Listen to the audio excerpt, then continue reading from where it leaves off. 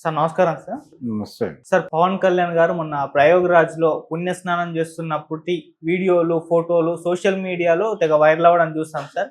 అయితే దీన్ని కొంతమంది మార్ఫింగ్ చేయడమో, లేకుంటే బాడీ షేమింగ్ చేయడమో ఆయన పైన ఇలా చేసి రకరకంగా మీమ్స్ క్రియేట్ చేసి సోషల్ మీడియాలో ట్రోల్ అయితే చేశారు సార్.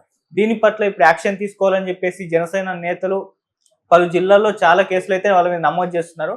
మెయిన్‌గా ఇదంతా కూడా వైసీపీ వాళ్ళే చేయించారని చెప్పేసి కూడా వాళ్ళు ఆరోపించడం కూడా చూస్తున్నాం సార్.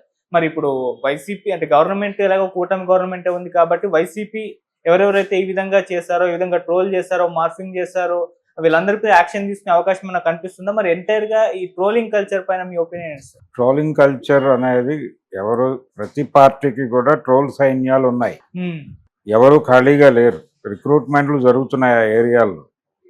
ఈ ట్రోల్ సైన్యం పెయిడ్ పార్టీస్ ఇవన్నీ కూడా. అంటే పెయిడ్ ఆర్మీ అనే అనాలి, సైన్యాలు.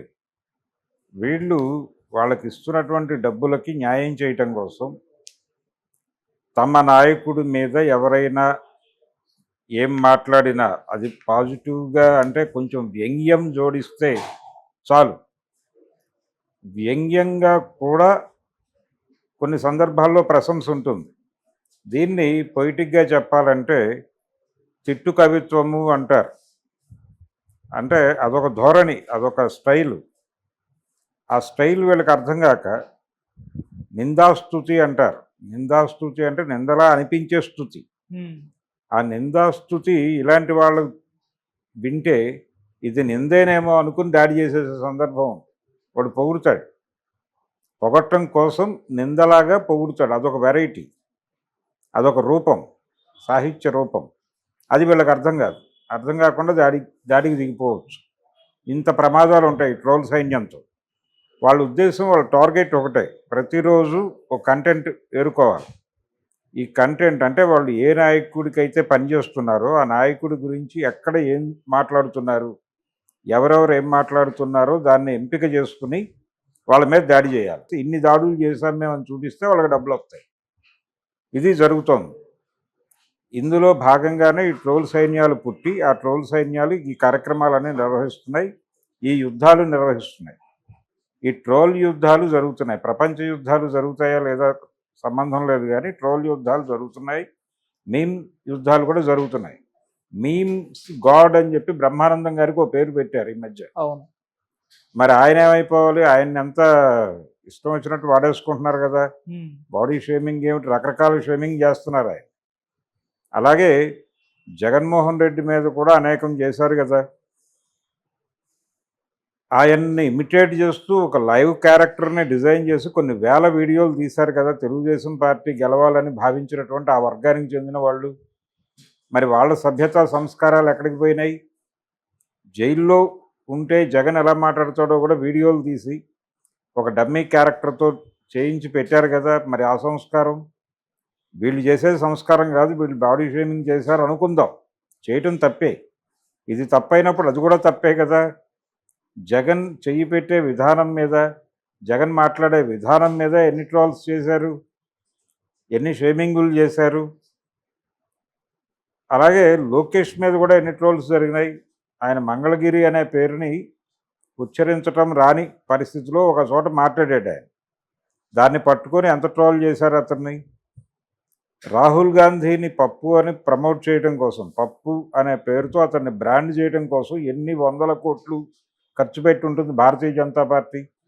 లోకేష్ని పప్పుగా బ్రాండ్ చేయడానికి వీళ్ళంత ఖర్చు పెట్టి ఉంటారు, జగన్ సైన్యం. ఇవి జరుగుతాయి. ఇవన్నీ జరపటం కోసమే రెండు పనులు ఉంటాయి ట్రోలర్స్కి. ఒకటేమో తమ నాయకుడి మీద ఎవరైనా మాట్లాడితే వాళ్ళ మీద తక్షణ దాడి చేయటం ఒక ప్రోగ్రాం. రెండో ప్రోగ్రాం ఏంటంటే తమ ప్రత్యర్థుల్ని ఎక్కడెక్కడ రెడిక్యూల్ చేయడానికి అవకాశం ఉంటుందో అక్కడ ఇమ్మీడియట్గా రెడిక్యూల్ చేయాలి, అపహాస్యం చేయాలి. వాళ్ళు చేయకపోతే వాడు ఉద్యోగం సరిగా నిర్వర్తించినట్టు కాదు. వాళ్ళు మనల్ని ఈ నెలలో 30 సార్లు రెడిక్యూల్ చేశారు, మనం కనీసం 20 సార్లు కూడా చేయలేకపోయాం అని చెప్పి వీళ్ళ వీకెండ్ సమావేశాలు, మంత్ ఎండ్ సమావేశాల్లో రివ్యూలు ఉంటాయి. అందుకని వీళ్ళు ప్రోగ్రామ్గా చేస్తారు, ఫోకస్డ్గా చేస్తారు. అట్లా పవన్ కళ్యాణ్ ఇప్పుడు కేసులు పెట్టే ప్రయత్నం చేస్తున్నారు. కేసులు పెట్టడం అనే కల్చర్, అంటే సోషల్ మీడియాలో పోస్ట్ పెడితే ఇమ్మీడియట్గా కేసు పెట్టడం. ఈ కేసులు కూడా ఎలా పెడుతున్నారు, మన రామ్ గోపాల్ వర్మ గారు చెప్పినట్టు ఒక 7-8 ప్రాంతాల్లో పెట్టించేస్తారు. పార్టీ క్యాడర్ ఉంటుంది కాబట్టి. ఈ 4 పోలీస్ స్టేషన్లు, 5 పోలీస్ స్టేషన్లు రాష్ట్రానికి 4 చెరగులా 5 చెరగులా ఉండి వారందరూ వారి వారి గ్రామాల్లో ఒక పిటిషన్ పడేస్తారు, ఒక కంప్లైంట్.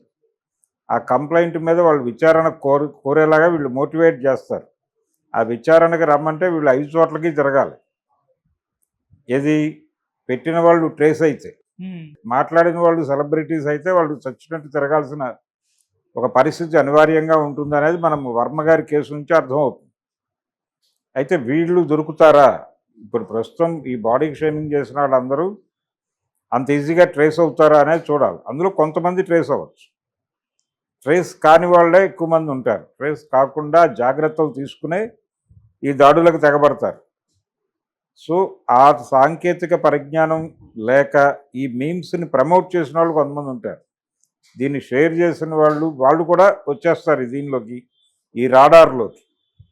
ఈ రాడార్లోకి వచ్చేసిన వాళ్ళు ఎంతమంది మీద కేసులు పెడతారు, ఎక్కడెక్కడ పెడతారు, ఏం కష్టాలు పడతారు. ఈ ప్రోగ్రాం అయిపోయిన తర్వాత వీళ్ళు బయటకు వచ్చి ఇది జరిగింది అంటే, కొంతమంది జర్నలిస్టులను కూడా గతంలో అరెస్ట్ చేశారు చంద్రబాబు నాయుడు గారి టైంలో. గుంటూరుకు చెందినటువంటి ఓ జర్నలిస్ట్ని అరెస్ట్ చేసి జైల్లో పెట్టి చాలా రోజులు వేధించారు. ఇవి జరుగుతాయి. అంటే తన మీద నెగిటివ్ వార్తలు ఆధారరహితంగా రాశారు అనే కేసుతో ఆయన్ని టార్గెట్ చేసి పెట్టుకున్నారు లోపల. ఇవి జరుగుతాయి. ఇవి జరగవు అని అనుకోవటం లేదు. కానీ ఈ ట్రోల్ సైన్యము వీళ్ళందరూ కూడా రేపు, అంటే మొన్న జగన్ అన్న మాటే రిపీట్ చేస్తారు వీళ్ళు.